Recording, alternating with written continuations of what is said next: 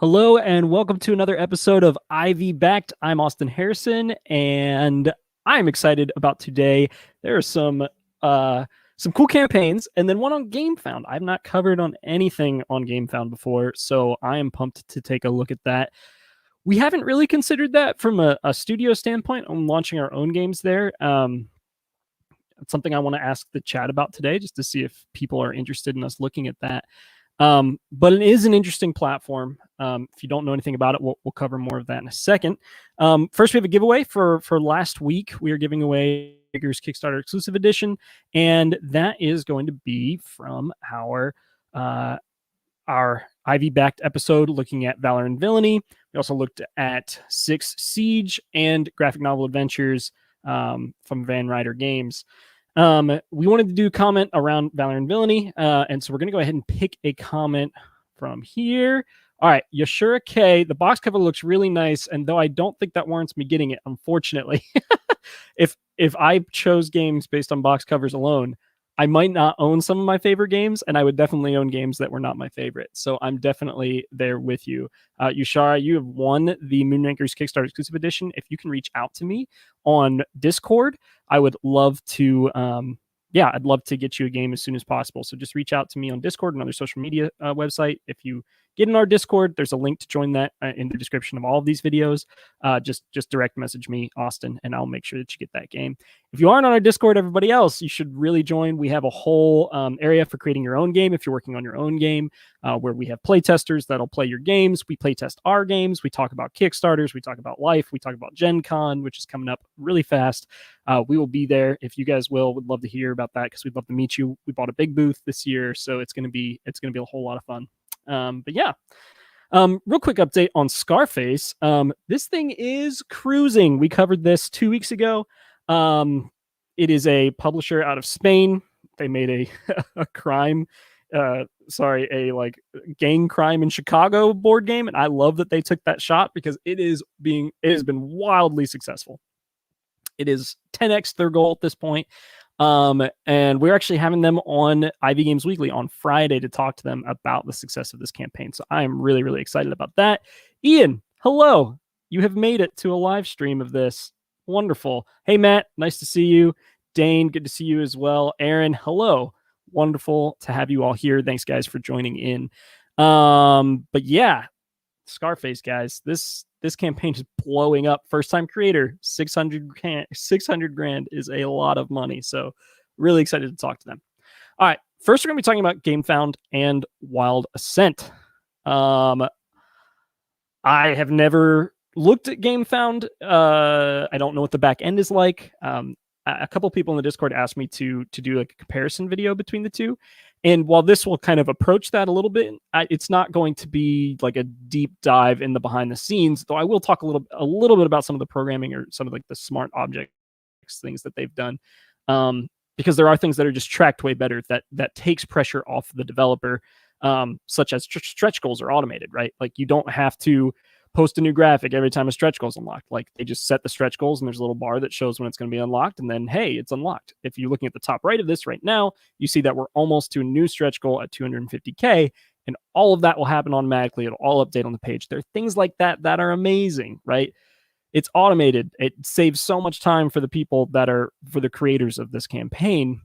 But in some ways, I think that there's still a little bit further to go. And so we'll talk about that. So a little bit of a weird section because some of my comments are going to be on Gamefound and some of them will be about Wild Assent. So just make sure that you're calling me out if I get those confused and start talking about one and not the other too much. But yeah. All right. I'm going to start with some Gamefound stuff. First, Kickstarter has been around for a long time. It's a well-trod path to back a game. There are a lot of people that are very familiar with doing it. They enjoy the process. They love being able to be a part of bringing something to market, right? Like it's a very familiar thing for them. And in a lot of ways, Gamefound tried to emulate that familiarity. There are, a skinny place where we put content. There's a place that has some pledge levels on the side. There's an outline on this side, right? Like where we're looking at things. And so like it feels familiar. And I think that's a good choice for some things because you want it to be something where people have that inherent trust for a system that they're used to. And I think there's some things that could be improved upon from Kickstarter drastically. And I do think they have, in some ways, done that on Gamefound already. So the first thing, though, is this top bar. Looks very similar, right? You've got the title, you've got a video, and then you've got a stretch or a goal, an overall goal.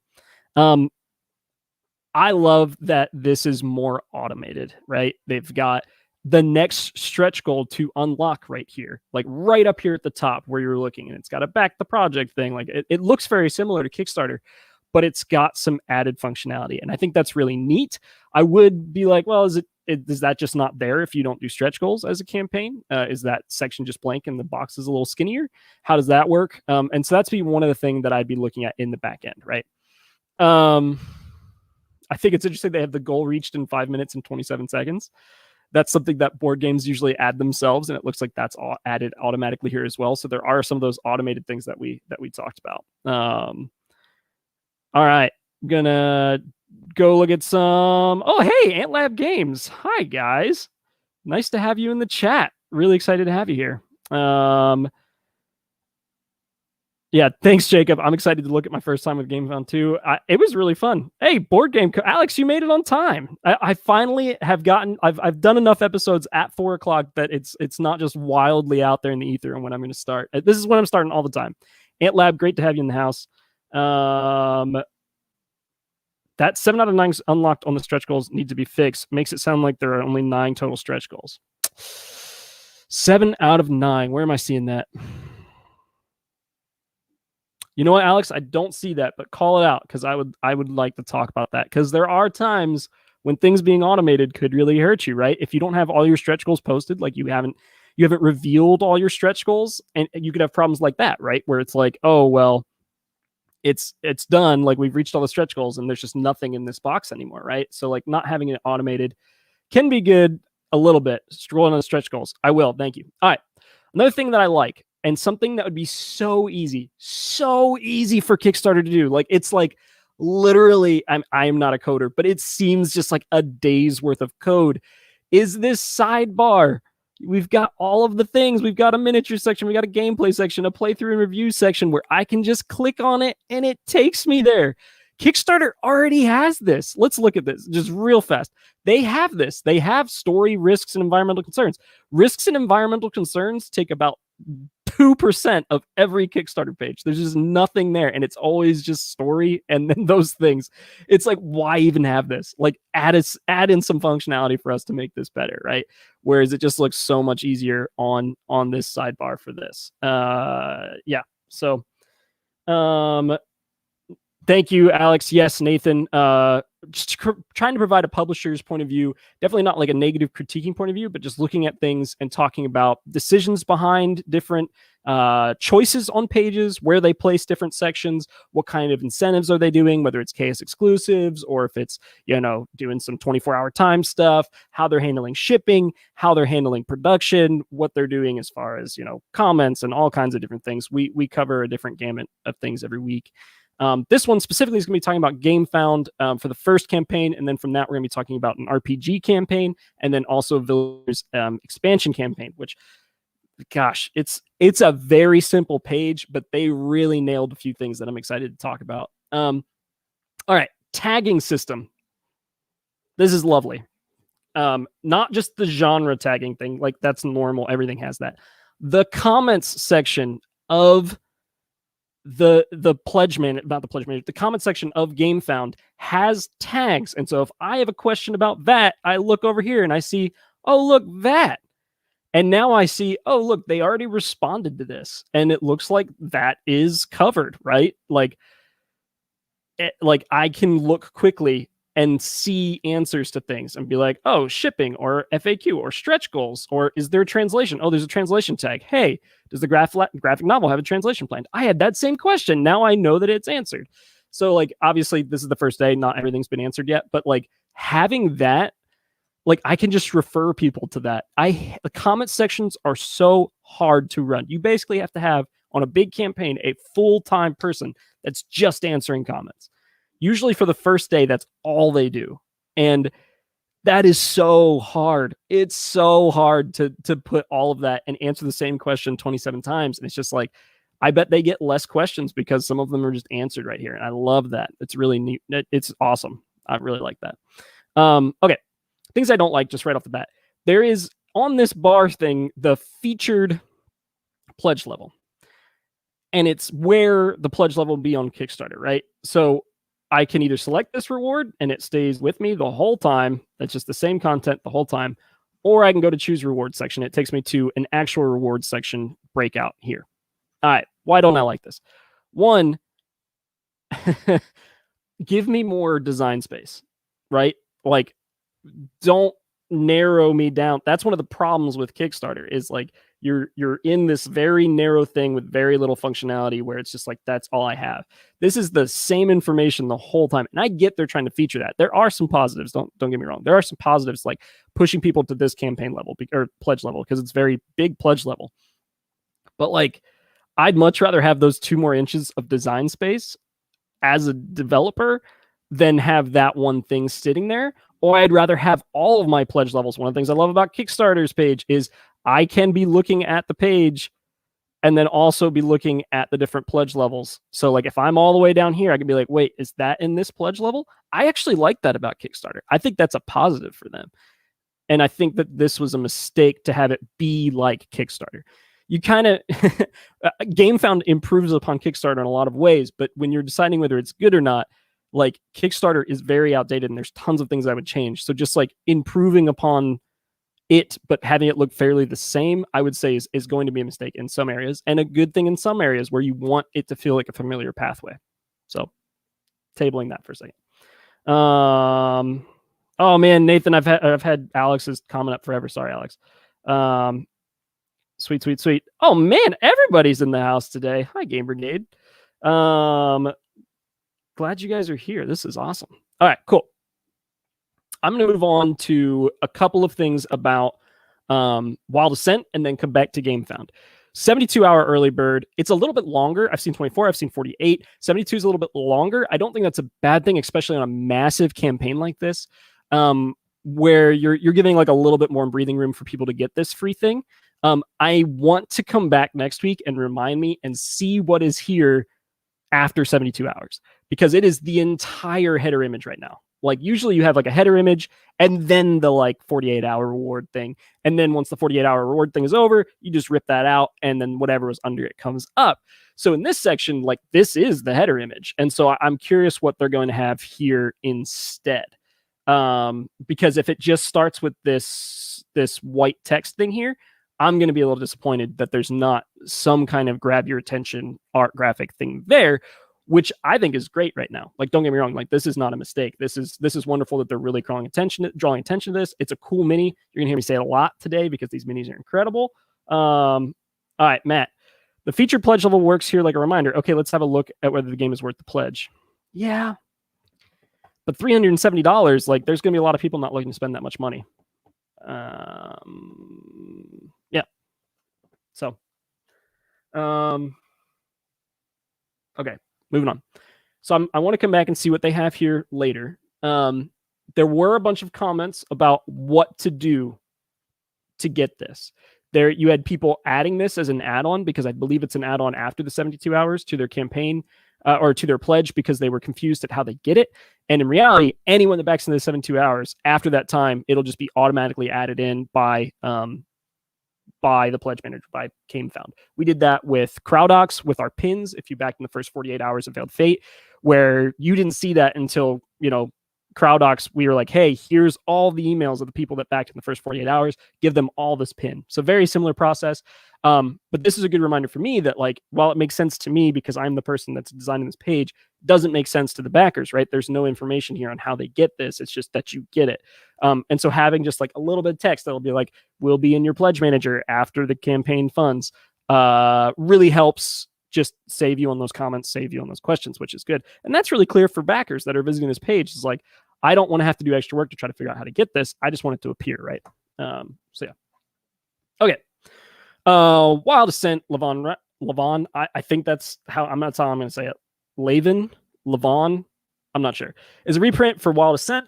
the questionably named and overly ambitious board game from Lazy Squire Games.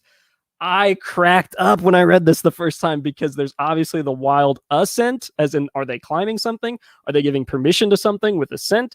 Like, how is that going? And they really lent into this as like a tongue-in-cheek, we named this weirdly, but it's still great.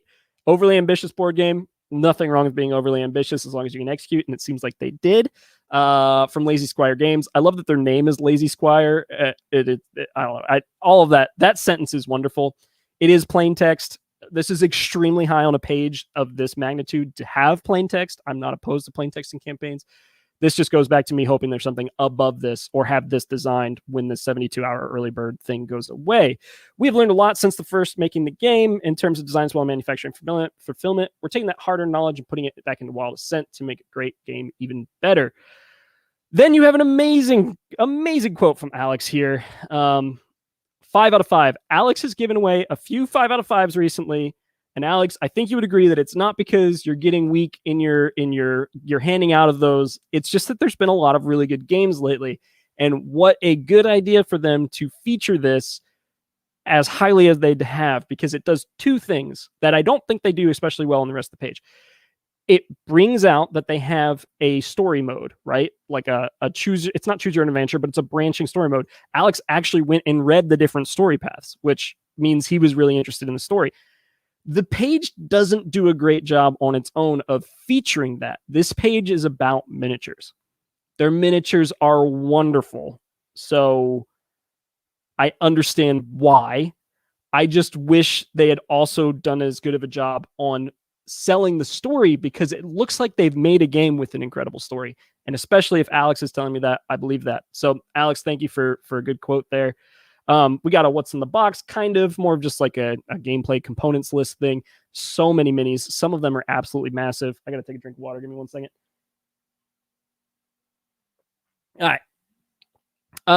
They've cultivated relationships for the past few years, so they have multiple languages now. That's a great selling point for expansion, because now for all the people that didn't buy a game in your language the first time you did a campaign, it's really great that you can launch it in new campaigns. I hope to do that with Moonrakers eventually when we do a big box campaign down the road, where Moonrakers is only in English right now. We'd be able to launch it in several different languages.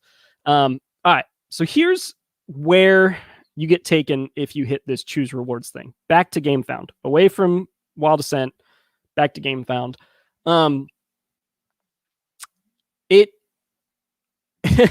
It's jumbled in that it has the featured one being the most expensive one just off the top here. And so it's like 369, 119, 239. So it's in this weird order. I don't like that. I don't know whether that was their choice or just like a Gamefound thing. It seems like it sorts it from cheapest to most expensive. Normally, I wish it was always that way. Might be just what I'm used to on Kickstarter. There are some good things about this where it's like the call to action is embedded in the page, right? In Kickstarter, the call to action is kind of always there, but it gets lost on the sidebar. Whereas if you're scrolling, there is a call to action right on the page where it's like, I'm pledging this. But it does interrupt the flow of the story, which there's not really any story at this point, right? So that takes me back to my first thing, that this page is about miniatures and not about story. If it's a campaign game, it has like an arching story, a branching story. We don't have any teases in the top here, and I wish there was. And I'm very excited about this campaign. I'm excited to play it because of Alex's comment or quote. I'm excited to have all the minis for when I do RPG campaigns. I'm excited to play the different game modes, but that's just not, the game modes and the story mode are just not high enough up there for me. All right, I got to look at comments here.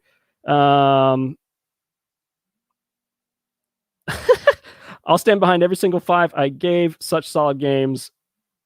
5+ out of 5. So really a 6 out of 5. I love that. Only improves on it, so I called it a 5+. Oh, wow. So it's really special. This is fun. All right. Keep on going, Austin. Keep on going. You got to get through a long page. All right. So stretch goals. I like that it is automated, and I think it makes it way easier for the people running the campaign. This is just kind of confusing looking to me. It has next day unlocks mixed with cash unlocks, and it's kind of hard to tell what's coming next. Where are we at now? I think I need to refresh this page. 363. Okay, so the next one is at 400. I don't know. It's not linear like I'm used to with stretch goals, moving down the page, and so it's just slightly confusing. And then we have like ones that we haven't unlocked above ones we have unlocked, and I might switch that just from a readability standpoint.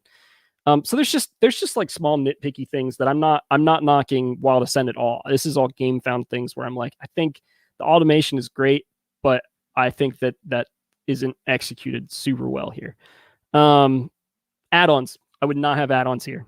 Like we're selling like we haven't even seen these add-ons. We have no idea what these add-ons are. There's no reference place for anyone on what these are. I think add-ons need to be way lower in the page. I don't know if you can break this section up, but that would be one of the main things I looked at when I looked at Gamefound as an alternative to Kickstarter. If we ever do that, like I would want these add-ons to be either not here at all or in a way different place. So, yep. Okay. That was the 8 out of 11. Aha. Chris and Alex are calling out that this is the 8 out of 11 things unlocked. So this is just, they haven't posted all the stretch goals. And so it should just be nothing there. It should just be stretch goals, nothing X unlocked, or just 8 unlocked so far. No 8 out of 11 for sure. That's a major problem because no campaign wants every stretch goal to be listed from the beginning. One, it doesn't give you any flexibility.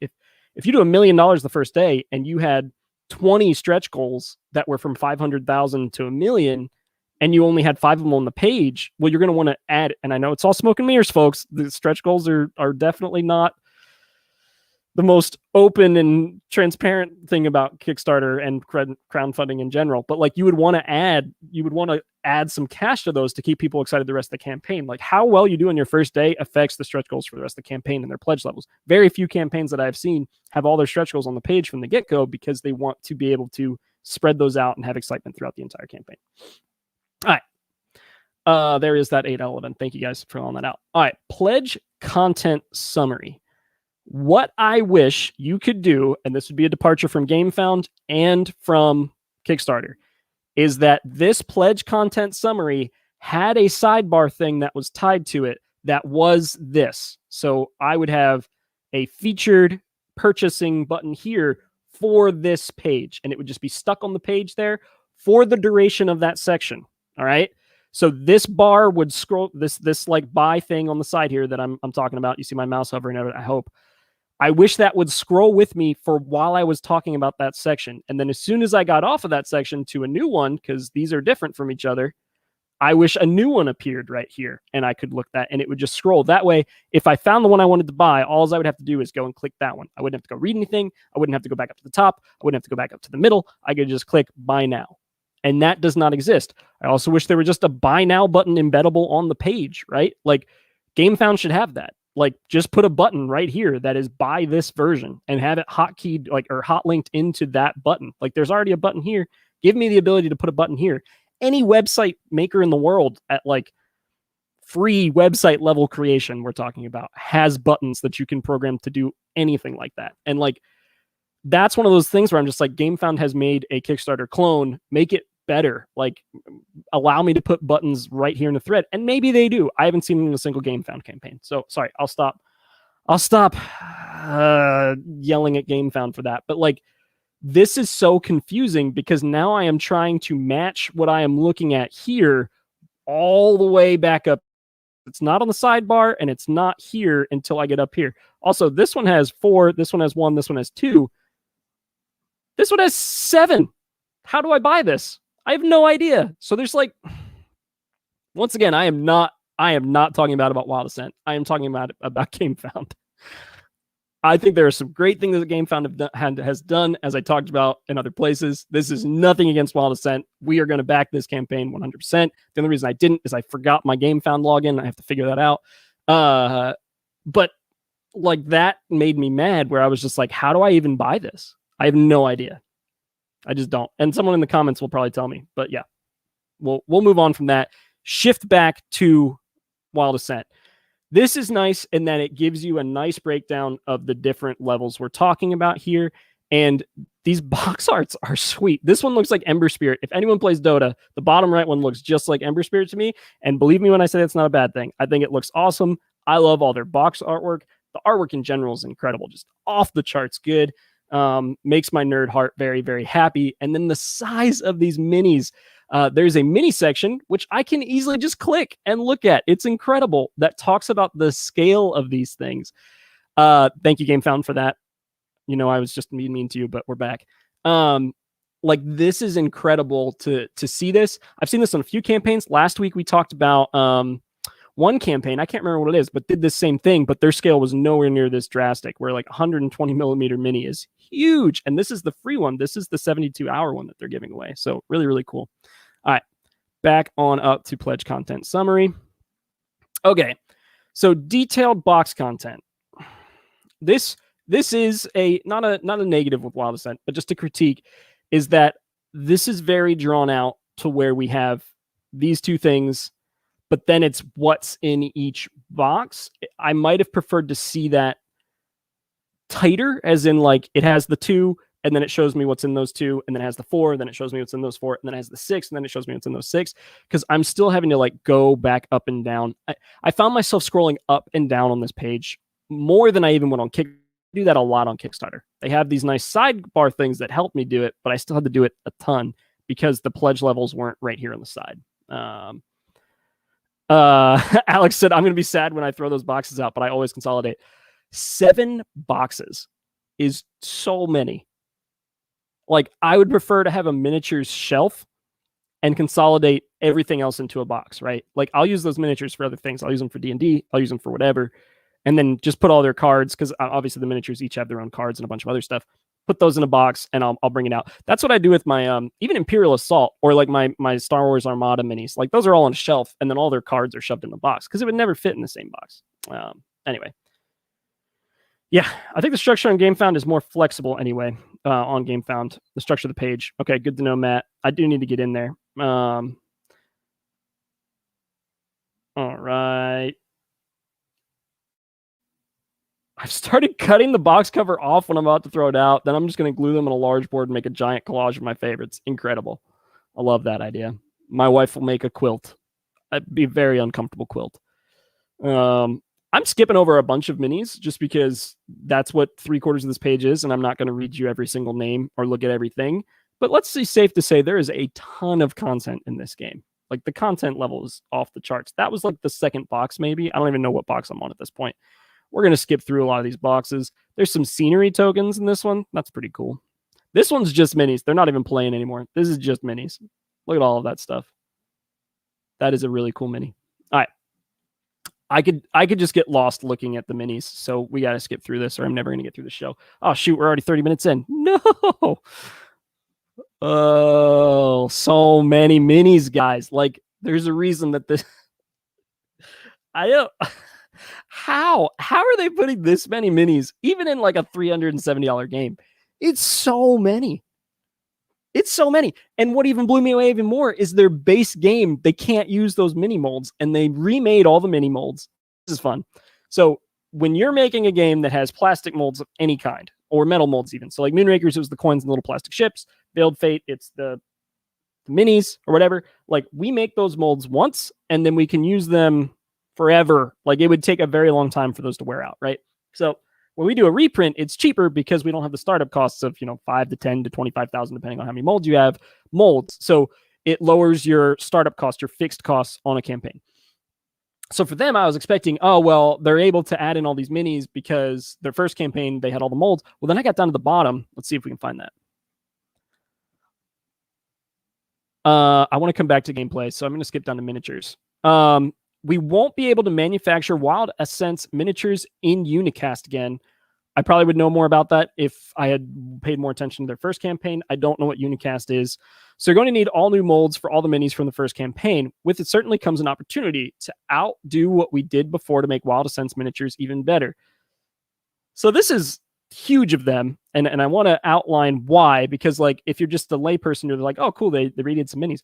That was a huge expense, especially considering the number of minis. They remolded them all. which is expensive because you have to redo it in the factory. And they also redesigned them all, which is definitely easier than starting a mini from scratch like they did for the rest of the campaign. But it's not easy to do. Like redoing artwork in itself is very hard, but redoing 3D models is very, very time intensive and expensive. So awesome that they did that. They probably wanted it to match the same level of fidelity as the rest of their new stuff. So I think it's really cool that they did that, but it is not cheap to do that. Okay. Oh no, I went too high up. Gameplay overview. All right, so you guys know me. You know that I want gameplay overview to be much higher. Oh, there's some new maps. I didn't look at this section. Those maps are very nice. What's this in? Sorry, got distracted. Game boards, various tokens, and cards. I don't know what this is in. So that is maybe a negative. Not a negative. It's maybe a thing that I'd like to have a little bit clearer. The worker goblins are on a lunch break. More Lavon Rising content to come. I like this studio. I like that they made fun of the name. I like that they have like these little humor moments throughout the page, which is otherwise a pretty serious campaign. Like these minis are not tongue in cheek. These minis are not cutesy. These minis are intense and awesome. So I like that they have done that. This beautiful human is Austin from Hiking Nights. Hi, Hakan. I'm Austin. I don't know if anyone but my mom and maybe my wife would call me beautiful. Probably just my mom. But very kind of you, Chris. All right. Gameplay overview. We are 60-ish, maybe 70% down the page. I think that what they have done is incredible by adding a story mode to this, adding different game modes. They're improving upon the first game. I wish they had covered this higher because they have several new game modes, right? We have the hunt, then we have the arena, and then we have the story-driven campaign. I think in addition to wanting it higher, I'm a little sad that most of these sections are still about the minis. And don't get me wrong, the minis are why you will back this campaign. The minis are incredible. I got lost on this page, Aaron said. There's just so much in the what's in the box section. It's so true. Like I would love to know, and maybe Gamefound does this. Kickstarter won't. It is entirely possible and not that complicated, I say as a non-coder, to add a heat map to this page, right? I would love that functionality where I could see, and there's this for video content. If you're a video nerd, then you probably know about Wistia. Wistia, I've been to their headquarters in Boston. It's an incredible company. You can upload a video to their site, and then you can make people watch it, and you can do tons of crazy things, including heat mapping where they're watching. If it's in 360 video, you can heat map eye tracking to where you know, not necessarily eye tracking, but where they're looking to what's pulling their attention. Anyway, this is just off-world example, not board game stuff, but you should be able to look at this page and see where people are like, okay, I've seen enough. I'm stopping looking. I would argue that very few people make it down this far, or if they do make it down this far, it's a lot of that detailed box content. And if that's the case, then the detailed box content should be under this because you don't want people just skipping through stuff on your page. I wish that was a functionality. Gamefound, I don't know if you're listening, but if you added that, I would come to your platform. If I could see like a heat map of, okay, where do people kind of just scroll past and where are people actually spending tons of time reading, that would be incredible. All right, moving on to this. The game modes feature lots of text, and then the pictures are almost all about the miniatures. This is a miniatures game. Like, I get it. Like, you want to feature the miniatures, but I wish we had more about the campaign itself, more story building, more gifts of how you actually play. It is almost impossible to know, like, how you use these cards. Like, I have not gotten a close look at any of the player cards. I've not gotten really a close look at any of the player items. Like, it is very hard to know, and I'm sure they're relying on the fact that the people from the first campaign know how to play, right? But if they're trying to get new backers, which I assume they are, I'd love to be able to understand how to play. I don't have a clue by looking at the page. All right, enough negative. That's the extent of my negative things because I think this campaign's beautiful. I think that it's very well laid out. It's obviously converting people at an astounding rate. I think that Gamefound has some amazing features. Gonna move past some very beautiful humans. You're talking about beautiful humans. Here's two of them right here. Gonna be hanging out with them very soon. I'm excited about that. Got some Board Game Co. You got some Quacklope. Got some Becca Scott, another human that I'm excited to see very soon. We're excited to work with her again for Mythic Mischief. She always does an incredible job in her videos. And versus Meeple, lots of good videos here, and they have a ton of them, guys. But like, oh hey, Look at that. It's Game Brigade. Hi, guys. So it is a lot of really good content here. It's almost overwhelming amount. All right. Miniature painting, always a must for a good miniature campaign. Really glad they did that. They have an official painter. We tried to get an official painter of Veiled Fate. It was very hard to get someone booked in time. We ended up just getting them professionally painted ourselves. But that's one of my biggest regrets of Veiled Fate is not having a professional painter kind of teach people. That was something that came up a bunch in their comment section. And so I wish they had more of like a that section here. They've really united their shipping zones. It's really funny to me that Canada got shafted and taken out of the USA, EU, UK, AU, NZ, China, and Hong Kong, especially if they're paying that. If they're paying that, then it is much cheaper to ship to Canada than it is the EU or the UK, depending on where they are. So it's funny to me that Canada's just out on its own here, but poor Canada. They got a Discord. Go check that out. Risks and challenges. All in all, a very, very good campaign page. Very familiar things to Kickstarter as far as Gamefound goes. I'm going to look at my notes and just make sure I didn't like miss any of my major points of things on Gamefound.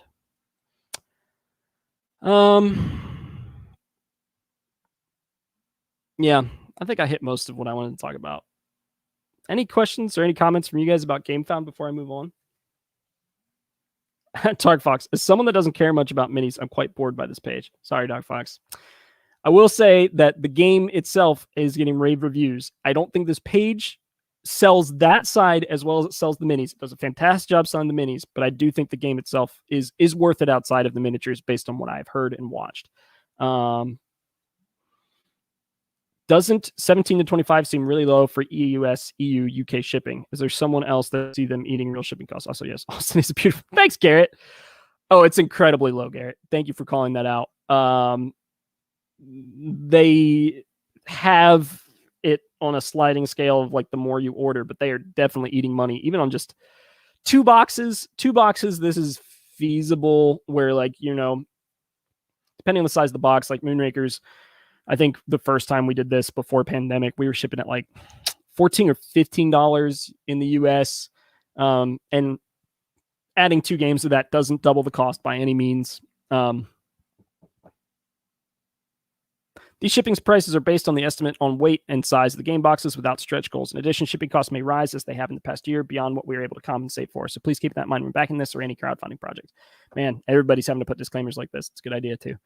Lavon Rising will ship in 2 waves. We don't have an estimated shipping cost for wave 2 yet due to the volatile prices mentioned above. I wonder what that means. It's like if you don't back, you don't back soon enough, then you're in wave 2. If you back early, you're in wave 1. I wish there was a section on that explaining that a little bit more. Don't have rest of world shipping listed at all. Interesting. Yep. Dark Fox, or I'm sorry, Garrett. It definitely, depending on where they're going, could be subsidized. I mean, you're talking about 7 packages, 7 boxes. That's not fitting in the same box, and so suddenly you are doubling costs. But you're also having a lot more margin there to eat into in order to get that done. So it's hard for me to say without knowing the dims and weights. But 7 boxes is a lot to ship in one box. So you're either getting like this massive box. I would say that's probably going to come in 2 boxes. But I could be wrong. Yeah, it's not like intensely subsidized depending on VAT. Like if you are shipping to the EU and UK and that's VAT included and it's a $400 pledge almost, like that's 20%. 20% of 400 is a lot of money. I think that's $80. Am I wrong? Someone check my math. If you're doing 400, I think it's $80 because you include shipping on the VAT charge. So it's a mess. So I doubt they're. I mean, they could be eating $80. That's insane, though. That's so much money to eat. Anyway. Chris, Wave 1 is the current stuff that's just being reprinted and sent out sooner. Thanks. Wave 2 will include Lavon Rising stuff. So if you go all in, you have to pay for extra Wave 2 shipping later on. Oh, that's what this Lavon Rising asterisk is. So core game, ooh. All right, no, shipping is not shipping is not being subsidized very much because it is you're paying for this shipping here and then you're paying for this shipping over here. So yeah, that's a lot. That's like potentially because I mean it's a range too, so it's between 40 and 50. So like that could be $90 shipping on a $400 game. So that's a lot. It's a lot. I don't think I see that here at all. So I went to the comments section, and I clicked that, and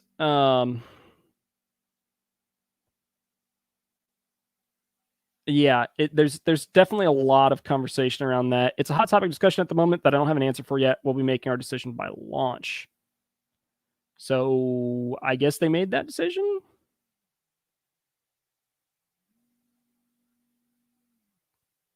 This is from a while ago. This is from the 25th. So this is 4 days ago. So yeah, I don't know. I'll check back to see what they ended up doing with that, but it's interesting. All right. I've talked about this page for 40 minutes. FAQ on VAT. Oh boy, oh boy, oh boy, oh boy. Thanks, Alex. Thanks, Alex. VAT for EU and UK backers included in the pledge cost. Everyone else, including non-EU European countries such as Norway, Switzerland, will have to pay whatever VAT or other taxes are appropriate for their campaign/region. To be clear, Lazy Squire Games is taking a profit hit for the EU backers. We are not subsidizing their taxes by charging other backers more. Okay. It's hard. It's hard out there for publishers, guys. You got to make decisions like this, and it's really hard. We will not be subsidizing VAT this next game. It's just you can't make a profit on a $60 game when $60 plus shipping $75. So you're paying $15. If you're subsidizing that by $15, there's just no profit margin there. I won't say we won't, definitely. There's a chance that we might subsidize it a little bit and talk about that on the page. We're still 2 months away from launching, so maybe. But it is a very hard decision because suddenly you're just like telling UK, hey, everyone in the UK, like our $75 game with shipping is now a $90 game, right? Like that. And it's just for you, just for your country. Like that's not fun for them or the EU. So Alex, thank you for pointing me to the FAQ. Always go to the FAQ, guys. Don't ask your question in comments until you've looked at the FAQ. Cool. All right. That was Wall Assent. I'm going to have to go a little faster than I was planning on Villagers and Dungeons of Drakkenheim. I actually like that name a lot. Usually you get a lot of these like Drakkar plays, but Drakkenheim is very fun for me for some reason. Okay. If I click that, will it take me to the top? It did. Look at that.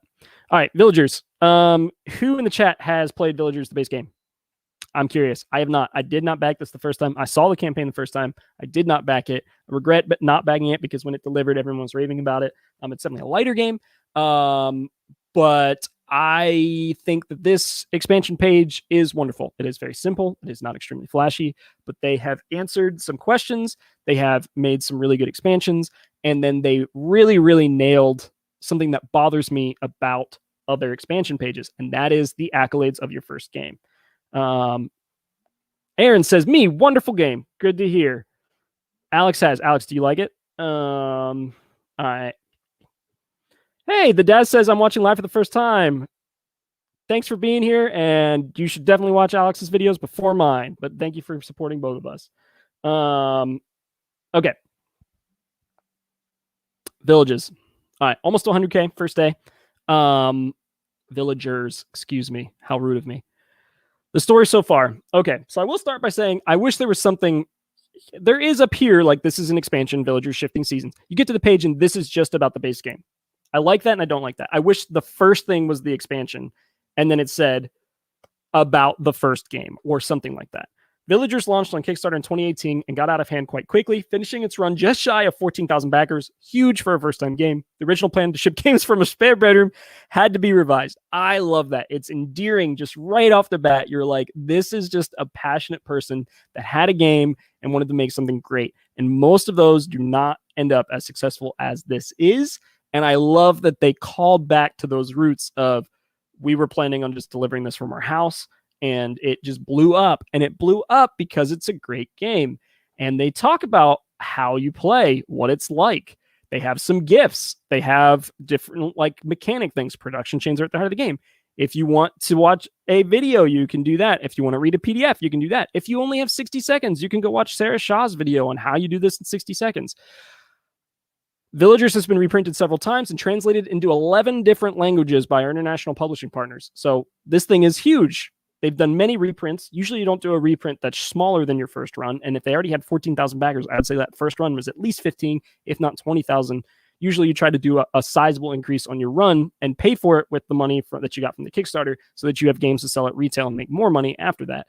So they've done this several times, which means many, I would say 50K sold or more of Villagers already. Someone back me up on that. You can probably Google how many copies of this is sold. That's all just Austin conjecture. I did not look up any of that. But what that tells me, just from reading this page, is that this is a very successful, very well-acclaimed game, and then they have these accolades. That was one of my biggest problems with some of the other expansions we covered this year, is just like, where is the accolades for your first game? You are building on the shoulders of your first game. Talk about your first game and how good it was so that we can know if this is our first time coming to your page, we don't have this game yet, that, oh, dang, we need to pick this up. Like, I already knew it was a great game. That's why I backed it and got the expansion right away. But if I didn't know it was a great game, if I hadn't been following the industry close enough, like this is wonderful. Villagers is available to play free online on several platforms. So if you don't trust us, you don't trust all these people, and you don't trust that we sold all these things, go play it for yourself on Tabletop Simulator, on Tabletopia, or Yucata version. Yucata, something like that. I don't even know what Yucata is, so let's figure that out. Why not? Looks like some kind of online live play thing. All right. Now, we hope you'll join us once more into this universe of Villagers Expands. So we're talking about what's new. And this is a plain-looking page. It really buys into the Kickstarter white, right? It's got a lot of plain text sections. I believe this is plain text. Yep, it's plain text. Yep, it's plain text with some images thrown in. I think that this is about as good of an execution of plain text campaign you can get. Really good for people with disabilities that need to be able to look at content in a different way with bigger images or bigger text size, or even just a reader to them. What's new? This is a wonderful explanation of what's changed. And I'm going to have to go through this just slightly faster than I was planning on. But it breaks it down into the different things they've added and has really nice examples of them, right? And so if you've played the game, it's really easy to see how these would fit in, I assume. I haven't played the game. And then you have teams, a set of 5 cards featuring a builder team on one side and a harvest team on the other. By discarding 2 cards back to the road, players can recruit a team of their choice to help them explain their villages, but each village is only allowed 1 team. So it's just a new mechanic, a new card. If you didn't read it, you might think that this adds a team mode to the game. So I would say that might be a negative for the page, that you might want to explain that that's not, we're not adding in like a multiplayer team mode to this game. But other than that, I really like this section. All right, where are my notes? Yeah. So far, my only critique is that I wish the image for the expansion was higher up, and that this teams thing was explicit, that we're not adding a teams version or play mode to the game, especially because the final one is a solo mode, which would lead me to believe that the other one is a team mode, but it's not. Okay. Okay, I love this part. This screamed my Discord, Ivy's Discord, so loud. They have this inside the box, and then will it fit in the box is an entire section. I cracked up when I saw this, because I just know that, like, whenever I talk about something, they're like, will that fit in the Moonrakers box? And I'm like, it will in 2 years when we do a big box campaign. But no, it won't fit in the base game. You're gonna have to put it in this other box. People are like, no, I want it sleeved and I want it to fit in the base game box. So they knew their audience, and that's like one of those things. Like, I love that they did the accolades call out. I love that they did these really nice sections that talk about what's added to the game, broken up in different things with examples, with gifts. And then at the bottom they have, will it fit in the box? This is like they're really playing into their audience. They know their audience well, it seems. In a word, yes, if you sleeve your cards and you want to keep them all in the base game box and you have the coin chest, then you will have to keep the coin chest out separately. If you don't know what the coin chest is, it's this like cardboard box that has a bunch of coins in it. Surprise. And it's saying you basically can fit everything in the game box except for that. It is intended to be used with other games anyway, so let it live on your shelf where it's an easy reach. They're saying the coin box doesn't need to be just used with our game. You can use it with a bunch of different games. Don't have to store it in the box. So I think that was a good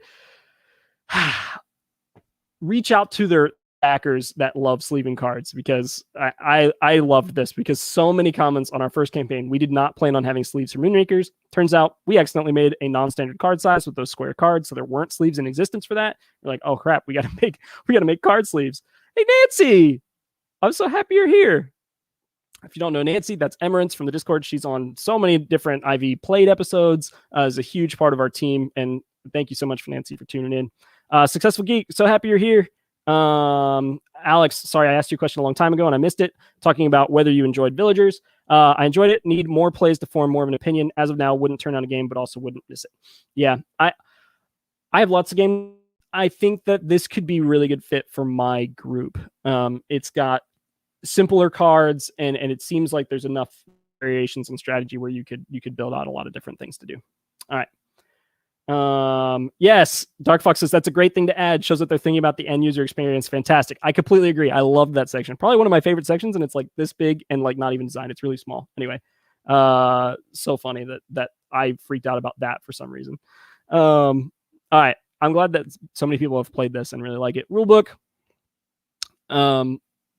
Coming soon here on stretch goals. Once again, stretch goals usually aren't all listed at the front because you want to spread them out throughout your campaign if you already know what stretch goals you have in mind.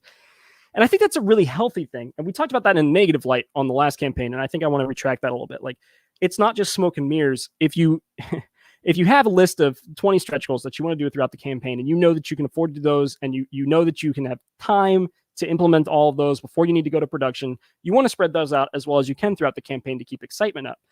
If you're suddenly out of stretch goals and people are begging for more, suddenly you're scrambling. Okay, well, we're going to upgrade this. Oh, we're going to add this content and we're going to do this. And you're not prepared for that. You haven't priced that out with your production house. Like, that could be risky, right? And I always go back to this, and forgive me, but Stonemeyer Games, Jamie talks about how if they added these metal coin stretch goals, so I think viticulture or something, and if they'd hit that, he thinks his company never would have gotten off the ground because it was just outside of the realm of what they could afford to make.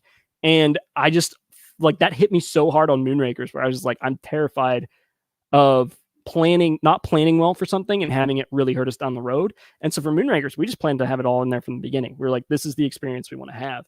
And so it's the same thing with stretch goals. Like, people put stretch goals in, they're usually not putting in stretch goals that they don't want to hit. They're wanting to plan those stretch goals out and want to make them active as long as they can on the campaign. So I don't think it's bad to wait to launch your stretch goals until you see where your funding's at after the first day or two.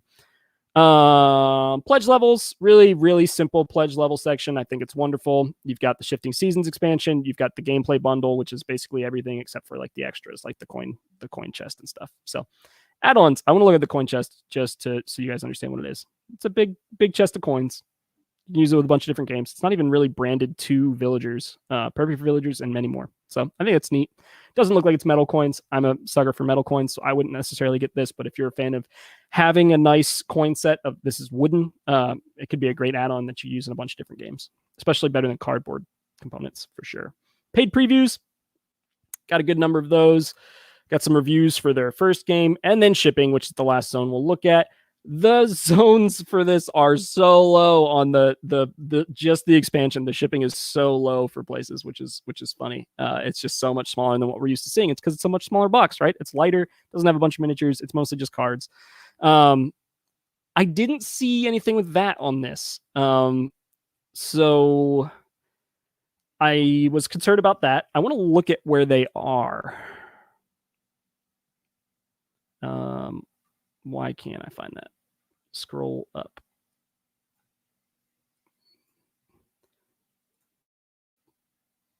David Clark. Okay, so they're in the UK. I wonder if that's why they're not as concerned about that. They still should be concerned about UK VAT or EU VAT, I believe. It's very confusing. Everyone's got it a little bit different. Anyway, that's that. I'm going to move on to Dungeons. Well, did I cover everything? Oh, no, I didn't. No, I didn't. Retail pledges. We've seen it before. We've talked about it before. Here's the classic accidentally putting your retail pledge level before your base pledge level on this sidebar, right? The base pledge for the expansion is after the retailer pledge. And it's not the end of the world. We made this mistake. We mispriced our retailer pledge on our campaign for Moonrakers. We've seen this on a few other campaigns recently.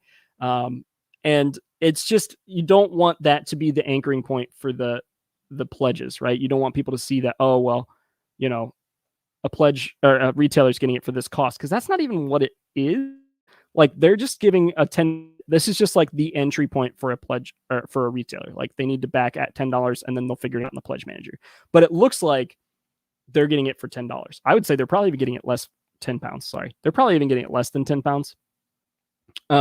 Because the game itself is £13, and usually you're giving between 40 and 60% off a game to a retailer. And that's just common practice. That's not unique to anyone. And so that doesn't quite qualify as that. So it's not even really representing that well, but you always want to have your most backed pledge level be, before your retailer pledge level, in my opinion. So they're doing a pretty good job of selling the Shifting Seasons expansion. Have not seen that convert into a gameplay bundle, which is what we got. That's only got 120 backers, 1,800 on the expansion. So right now they're really hitting their audience of people that have already bought their game and are not really hitting their audience of people that have not bought their game. And I don't know whether that's just external advertising. That's something they're going to spin up later, right? Because it's like they're already doing really well. It's probably capped $100,000 while we've been talking about it. So now that they've got that baseline of it being successful, now they're going to start up their advertising machine to bring in people that haven't played the game. I'm not quite sure, or if it's just that it's mostly just going to be a campaign for their returning backers. Who knows? Or people that have already bought the base game. All right. Sinister Fish Games, retailers play 50% standard rate. Changes, yeah, definitely 50% is a good number to do. I know a lot of people that do 60% for retailers after Kickstarter campaign pages, especially if they're like placing orders that they're then taking to a production house, they'll do 60%. People do 40% if it's a more expensive game to produce, especially some of these Kickstarter campaigns that you're not having the margin that you would have on a normal game, right? Like it's just, you put a lot into the box. You have to do 40% just because you're not making any money at 50%. It happens. Hey, Sinister Fish Games. Is this you? It is you. Hi, Dave. I didn't even realize that was you. I hope it's you, Dave, but someone from Sinister Fish is here. BGG ads going live soon. That was literally what I was asking about. Are you going to be doing that? So that's wonderful that you came in right now. I love your campaign. Please, if you didn't catch the bigger part of this, go back, because you guys did something that almost no one does, and I don't know why, on expansion campaigns, and is that they don't talk about their first game. And you guys did that so well here. And then you just built on the shoulders of your first game. So I think that when those ads start, you will convert well on people that are new to your game, just because you've done such a good job on selling the first game. So do that, please. Really, really great campaign. We're backing at the gameplay bundle because I haven't played the game yet, which I'll be at Gen Con. So if you want to hang out at Gen Con and play, if you're going to be there, would love to play with you. Hey, my wife's here. Hi, babe. Everybody's here today. It's been a fun day. All right. Last campaign. Sorry, Sinister Fish. If you have any other things you want me to talk about on the page, would love to go back to it. But I have to jump in because I only have 3 minutes. Technically, I'm going to go over probably talk about Dungeons of Drakkenheim. Guys, this was the month/week for RPGs. If you go on Kickstarter and you look at what's hot and what's funding and stuff, many RPG campaigns this week. And the last month, you also have things like the Wormwood Dispel campaign that just finished. Like there's a lot of RPG hotness right now. So yeah, Sinister Fish, thanks for watching a little bit. Have a good night's sleep, and hopefully in the future we'll be at a con sometime together. All right. Dungeons of Drakkenheim. I chose this campaign. I looked at several RPGs. I chose this one because I think it does something really well that other ones necessarily miss out on a little bit of some opportunity. And that is they build a product around a story. They have this Dungeons of Drakkenheim. They have this Dark City, and they've built this story, but it's not just 2 books. I've seen so many RPGs that are like, you get a digital PDF, and then you get a book, and then sometimes you get like a cool soundtrack, which is awesome. I would love a soundtrack, like not knocking that at all. But what they have done is built this whole like product line around this one story. They've got a deluxe book and a base game book. They've got deluxe dice and base dice. They've got like a really deluxe playmat that has like the city. They've got miniatures of the main baddies, which most people have like characters they like to play. They have their own minis. If you're really into RPGs, you have a few minis of your characters. But how cool is it to have minis unique to this book? It's not, it's not Wild Assent. It's not 300 miniatures. It's 5 miniatures. It's not hugely bloated, but like if you're playing through this campaign and you have 5 main baddies, how cool is it to have the exact miniatures? It's not like me when I'm doing an RPG and I'm like, and a dragon comes out, and I went to like the craft store Michael's and bought like a little dragon minifigure, and everyone's like, oh, Austin, that looks terrible. Like this is custom made for this campaign, and it's just a no-brainer to add something like that. Like I don't see many pages that have a book that they also took the time to make a couple of minis. And I think that's a really good idea. I don't know why more don't do that. And they went a little bit above and beyond. I'm not sure I'm in for the rat plushie, right? Like I'm hey, yeah, we're going live. We're going long today, Game Brigade. I got too excited talking about Gamefound, I guess, and I went way long. But I saw a couple of videos of yours, by the way. I think it was on Wild Assent. So I need to go back and watch that. Okay. So rat plushie might have been, if I had to take one of these to take out, it would be the rat plushie. It doesn't add to gameplay. The pins don't necessarily add to gameplay either. But they're cool. Like I get that. I kind of had in my notes that the rat plushie is kind of a weird thing to do as like a production side of things, because it's like so far outside the realm of board games, then it might be a different weird production line. You could make the same argument about the dice tray. But honestly, like, dice trays are so board game adjacent. Our wood board would be another thing that is very outside of the normal production line, and you'd be right. A rat plushie, though, like that's not going to be a hard thing to get made in China, so I don't think it's a risk necessarily. How much are they funding at right now? $462,000, guys. This is wild for the first day of an RPG, especially for a first created. Like that's doing really, really well. Whew, talking too long. Okay, as far as the campaign page goes itself, there's a lot of these, white page sections, and it kind of setting the stage as far as the story goes. Dungeons of Drakkenheim, 5th edition campaign for characters. 15 years ago, Drakkenheim was destroyed by Eldritch Storm of falling stars. So we're setting the stage for the story. Then we're talking about the adventurers. We're talking about discover the mysterious origins of delirium. So delirium is like a crystal that's in this universe. So they're talking about all these different things. I love the dice is based on that delirium. So they've done a really good job of weaving these products through the story. And I think that's really, I think it's really interesting the way they've done this campaign. All right. So they've got like a sample PDF download there. And then they talk about the different pledge levels. You've got everything from a DM screen to the minis here. All right. So all in all, I'm backing at the miniatures level, but not past that. So I think here, the Lord's Feast of Spoils. The dice are really nice. The next level basically has the dice tray. I have a nice dice tray. It comes with nice dice too. It's only $60 to do an add-on for the dice tray and the dice. And I don't think that's a bad deal. Like a dice vault at Wormwood will cost you $60 without dice. So that's definitely not a bad cost. It wasn't that. It's just I didn't need it. And I want to look at where they're at on their pledge levels and who's backing what, because I think, yeah, I was right.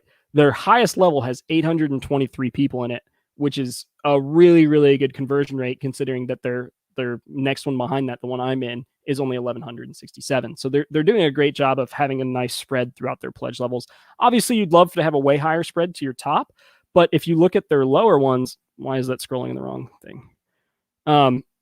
25 only has $400 or 400 people. 55 has 1,000.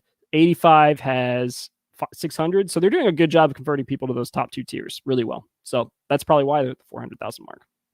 All right, look at these miniatures. These are great miniatures. You'd expect a first-time campaign, and it's mostly an RPG. It's not a board game, to just have had miniatures that aren't as beautiful. These miniatures are awesome. Like that Executioner miniature is terrifying.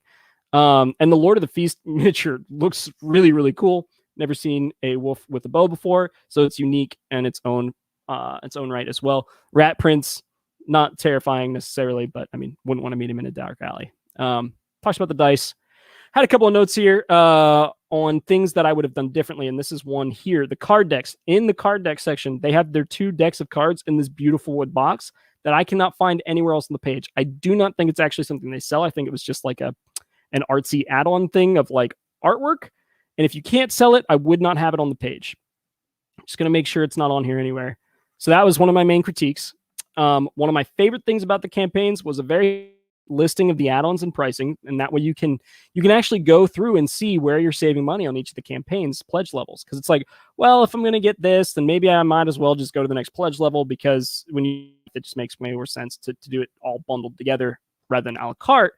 And then at this pledge breakdown section, man, do so many other Kickstarters need this section, right? Like, this is wonderful, where it's just like, it shows me everything I get in each pledge level and the cost, and then the savings. We were just talking about it here. Instead of having to do all that math, I can come down to this section and see, oh, if I do this, I save $22 rather than doing it a la carte. You save $211 by doing this in a pledge by itself instead of doing it a la carte. That is huge. And I think that this pledge breakdown is one of the reasons they are converting so well. Man, this will not scroll to the right thing. Here we go. Is converting so well to these upper tiers because they're really selling the different savings in this one graph. I love this graph. I think it's beautiful. They should have that in every campaign. Stretch goals, mostly content stretch goals. Content stretch goals are good and bad. Content stretch goals, so like, it's not new minis. They don't have to get new molds. They don't have to get new scalps made.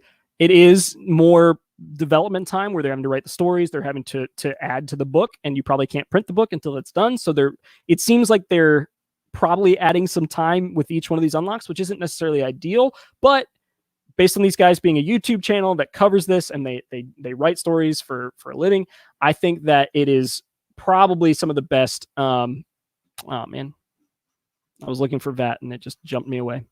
It is probably some of the best stretch goals they could have done, because they can do it at cost to themselves, and then it's just, or at their time cost, and then it's just, putting it in the book, having a few things designed around it. So I'm on the fence of whether I like these as stretch goals, because I think it could definitely extend the timeline. But other than that, I really like it. I think that, people will be really happy with more content as it grows. New to Kickstarter. Every Kickstarter needs one. I don't think I have one on my outline. I need to put it on there, especially if you're advertising a lot or if you're hitting a market.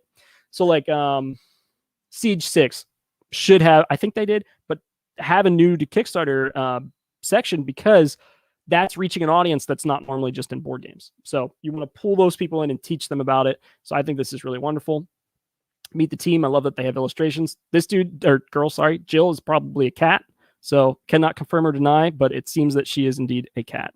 Or a Khajiit. Is that what they're called in Skyrim? I think that is what they're called. Playtesting access and shipping. There was no information on that here as well. So I wish that was here. But they'll kind of have to just cross that bridge when they come to it. Where are they? Melbourne, Australia. So shipping's going to be a little bit of a challenge. I wish it kind of talked more about who they were working with for this. So we got backer kit here.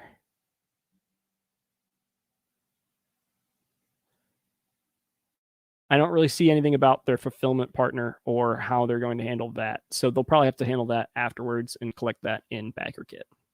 All right. Well, those are our 3 things for the day. It's absolutely not a Kickstarter. Typical Kickstarter RPG campaign looks nice. Matt, yeah, it blew me away. I was really just expecting a normal Kickstarter RPG. So I was pumped to see that had changed. How do I feel about the stretch goals graphic?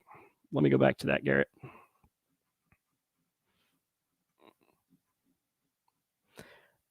It's almost a little washed out. Like it's not as colorful as the rest of the page. I feel like these shards could be brighter, right? Like they look way brighter in most other sections. There's some art, right? You have this candle and it looks like someone's writing a note. It's kind of got this like fudged out bottom, which leads me to believe they're going to extend it over time. But overall, as far as like readability, it's not high. Like having the number they're trying to hit be left aligned and having like a bigger unlocked thing might be good, but I'm not going to critique it overly much on design. I think if you're reading it, the font's very designed. It's very artsy. It's definitely trying to look like it's handwritten. So it's not like the most readable thing. I don't know. If you really wanted me to critique it, I probably would make some changes, but it's also not so bad that I'm like, this is terrible. It needs to be redone. Yeah. Love the grid. Yeah, the grid is great. But yes, Austin is a beautiful person. Thanks, babe. Oh, man. Dark Founder loves the tiers as well. I really was impressed with that section. I would do it on our next campaign, but I don't really know. There's not very many levels. It's like base game and big box. I guess you could buy everything in the big box a la carte. So I could have it be base game, big box, savings under big box. I'll have to think about it, but this is a wonderful, wonderful section of every Kickstarter with many pledge levels should do this. We should have done this for Veiled Fate for sure. Uh-oh. Matt Feller says we're here to gossip about Austin. Oh, no. Alana wants to know if there's a character called the Rat Prince. Did I hear that right? Yes, you did hear that right, and he is right here. I'm going to try to zoom in on the page so that you can see it. How do I do this?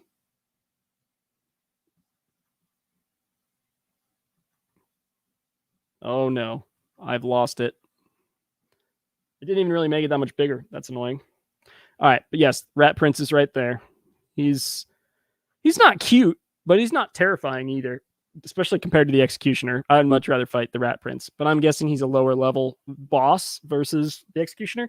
Although if it's the Rat Prince and 1,000 of his friends or the Executioner, I might choose the Executioner versus the Rat Prince. Who knows? That's a hard choice. All right, I'm at 1 hour and 11 minutes. That is 11 minutes longer than I want to be on this show. Thank you guys for sticking with me for the long haul. If you want to be eligible for the drawing for a Moonrakers Kickstarter edition, we are actually Moonrakers something. You tell me what you want to win Moonrakers wise. I've got some metal ships over here. I've got some mats. I've got some pins. I've got some hematite dice. I've got a lot of fun stuff. So if you want something Moonrakers related, let me know. The way you do that is we are going to talk about what you liked about Gamefound. And specifically, if you would like us to Gamefound, consider moving to Gamefound. I don't think we're going to do it for this campaign. I might consider doing it in the future.